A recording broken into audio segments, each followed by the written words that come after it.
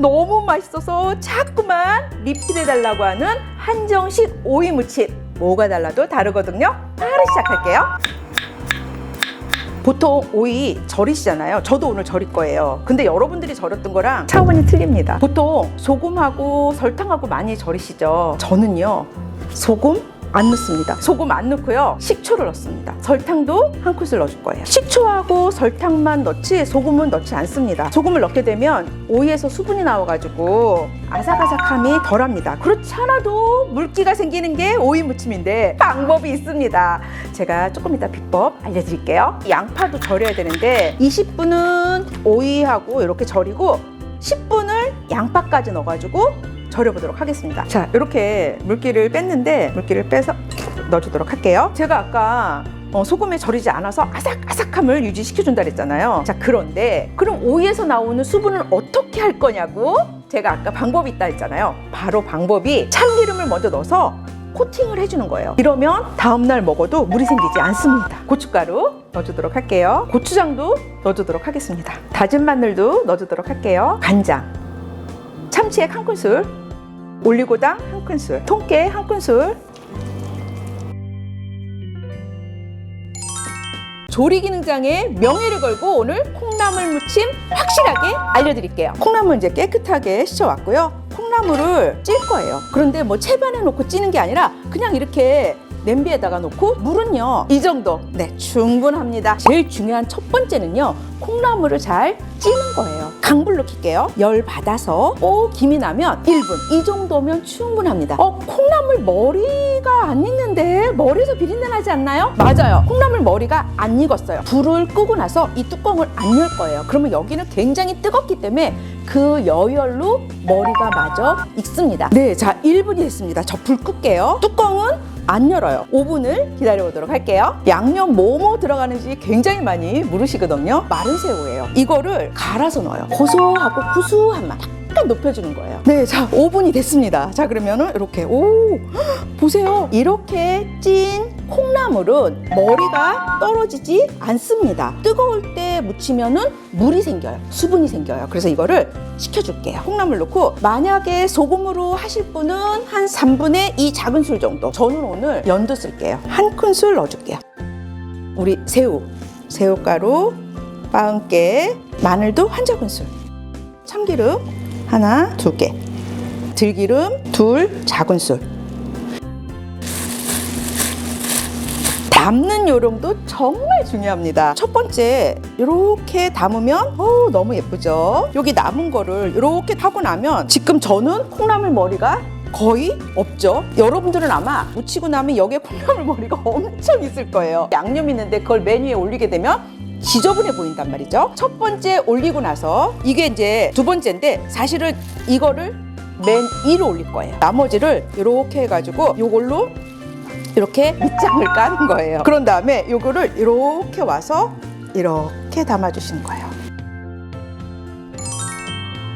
도토리묵 무침 바로 시작할게요. 도토리묵은 무칼로 썰어줄게요. 써는 방법에 따라 이런 모양과 이런 모양이 나와요. 도토리묵에 소금, 들기름 넣어 밑간해 줄게요. 오이는 반 갈라 어슷 썰어줄게요.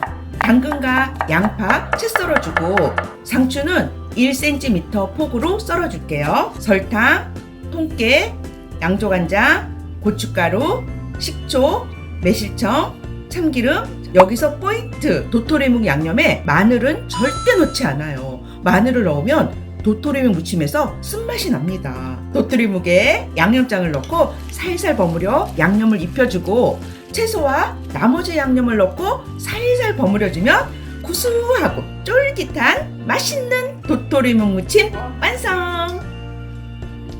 요즘 날씨 더우시죠? 시원한 오이고추로 오이고추 무침 바로 시작할게요. 오이고추는 1cm 길이로 썰어줄게요.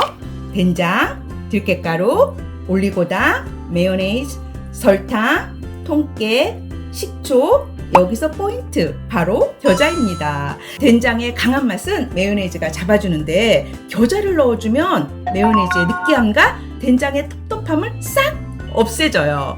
이렇게 만든 양념장에 오이고추를 넣고 버무리면 여기까지 기본적인 오이고추 무침인데 두 번째 포인트 바로 견과류입니다. 견과류를 넣어주면 씹는 식감도 살아나고 고소한 맛이 늘어나 더욱 맛있어져요. 이렇게 무쳐주면 아삭아삭한 식감이 청량감을 주며 구수하고 고소한 맛에 맛있는 간단한 오이고추 무침 완성!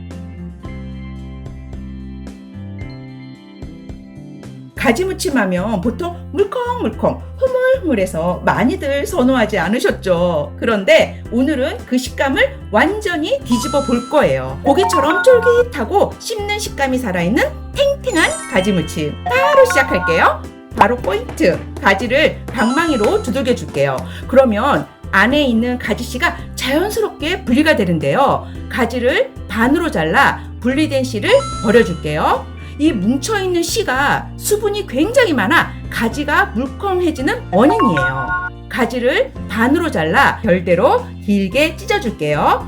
칼로 끝을 칼집만 살짝 내주면 쉽게 찢을 수 있어요. 손으로 찢기 번거로우면 칼로 썰어도 괜찮아요. 열이 오른 찜기에 가지를 넣어 4분간 쪄줄게요. 찐 가지는 한 김 식힌 뒤 물기를 꼭 짜주세요. 이 물기만 잘 빼도 무쳤을 때 식감이 훨씬 쫀득해져요. 쪽파는 송송, 고추도 작게 썰어 준비하고 액젓, 양조간장, 다진 마늘, 통깨, 매실액, 들기름 넣고 섞어주세요. 양념에 가지, 고추, 쪽파 넣고 살살살살 버무려주면 다음날 먹어도 물 안 생기고 고기처럼 쫄깃하고 씹는 식감이 살아있는 탱탱한 가지무침 완성이에요. 상추 남을 때 있으시죠? 그냥 두면 며칠 안 가서 물러버리잖아요. 그러기 전에 신선할 때 얼른 상추 겉절이로 무쳐보세요. 상추는 씻어서 물기를 털고 손으로 큼직하게 뜯어줄게요. 이때 상추를 비틀어 뜯으면 상추의 조직이 파괴되어 금방 물러지고 아삭한 맛이 줄어드니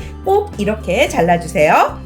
오이는 반 갈라 어슷 썰고 양파는 가늘게 채 썰고 고춧가루, 간장, 참치액, 올리고당, 식초, 매실청, 다진 마늘, 깨까지 섞어 여기서 포인트 바로 들기름이에요. 상추의 풋내는 줄어들고 입안에 착 감기는 고소한 맛이 상추랑 너무 잘 어울려요. 상추, 오이, 양파에 양념을 넣고 손끝으로 살살살살 가볍게 버무려 줄게요. 겉절이는 오래 두지 말고 바로 먹는 게 가장 맛있어요.